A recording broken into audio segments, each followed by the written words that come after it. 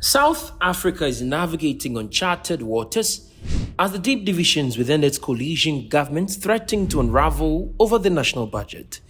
This crisis, which has already led to an unprecedented delay in the budget's presentation, has exposed the fragility of the government of national unity and raised serious questions about its ability to govern effectively. Finance Minister Enoch Godongwana's budget proposal has become the focal point of this political storm. Initially scheduled for February 19, the budget had to be postponed after fierce opposition to a proposed value-added tax hike. This was the first time in the post-apartheid era that a budget had been delayed, leaving South Africa in economic uncertainty. When the budget was finally tabled on March 12, Godongwana attempted a compromise by proposing a staggered VAT increase from 15 to 16% over 2 years instead of the initial plan to raise it to 17%. Despite this concession, opposition remains strong, particularly from the DA, the ANC's largest coalition partner. The ANC formed the GNU after losing its parliamentary majority for the first time in 3 decades. The coalition includes 10 parties, but it is dominated by the ANC and DA, which together hold 85% of government's parliamentary seats. However, this unlikely partnership between the left-leaning ANC and the market-friendly center-right DA has been fraught with ideological differences from the start. The cracks in the coalition have now widened, with the DA refusing to support any tax increase unless it is temporary and accompanied by major economic reforms. The DA's demands include curbing government waste, reducing state inefficiencies, and implementing policies that foster job creation.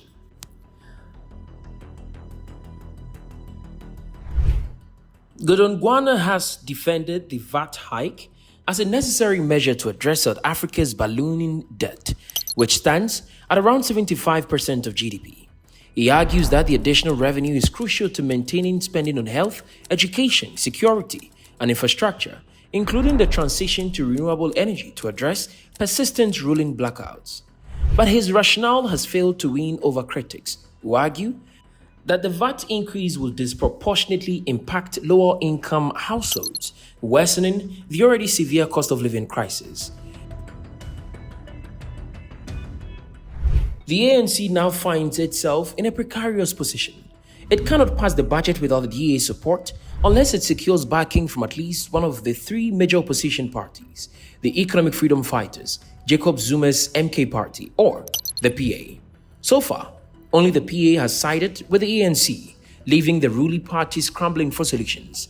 The EFF and MK party have outrightly rejected the budget, arguing that the tax hikes burden the poor while sparing the wealthy. They have instead called for a property wealth tax and higher corporate taxes, proposals that the ANC has been reluctant to entertain due to fears of driving away investment. The deadlock over the budget has cast a shadow over President Cyril Ramaphosa's leadership. Often regarded as a skilled negotiator, Ramaphosa's reputation as a deal maker is now under threat. The GNU was meant to symbolize stability and cooperation, but instead, it is revealing deep fractures that could have long-term consequences for South Africa's political and economic landscape. The impasse has also dented Godongwana's credibility. Previously seen as a steady hand in economic matters, his handling of the budget crisis has invited criticism from analysts who argue that he took the easiest route by proposing a VAT hike instead of exploring alternative revenue sources. Economists and political analysts alike have warned that the ongoing budget stalemate could have serious repercussions. If a compromise is not reached, the budget could be voted down in Parliament, an outcome that could trigger a constitutional crisis and potentially lead to the collapse of the GNU. Such an event would plunge South Africa into deeper political instability at a time when the country can at least afford it. With unemployment exceeding 30%, economic growth stagnating, and investor confidence already shaky, prolonged uncertainty over the budget could further damage South Africa's economic prospects. Compounding these domestic challenges, South Africa is also facing economic and diplomatic headwinds from the United States.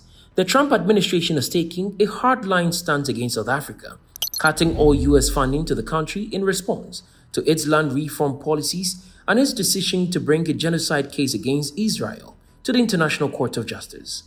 This move has left hundreds of millions of dollars in limbo and has raised fears that South Africa could lose preferential trade access to the U.S. market under the Africa Growth and Opportunity Act, or AGOA. Losing AGOA benefits would be a devastating blow to the economy, threatening billions of dollars in trade and thousands of jobs. Additionally, Trump's diplomatic boycott of South Africa has further strained relations. Secretary of State Marco Rubio's refusal to attend the recent G20 foreign ministers meeting in Johannesburg signals a broader U.S. disengagement from South Africa, which could have long-term geopolitical and economic consequences. These external pressures add another layer of complexity to an already volatile domestic situation. Beyond the budget battle, the coalition government is also deeply divided on the other major policy issues, including land reform. The ANC's controversial land expropriation law, which allows the government to seize private property without compensation under certain conditions, has been fiercely opposed by the DA. The DA has taken legal action, arguing that the law is unconstitutional and threatens property rights. The legal battle further exacerbates tensions within the coalition and highlights the fundamental ideological differences between the two main parties.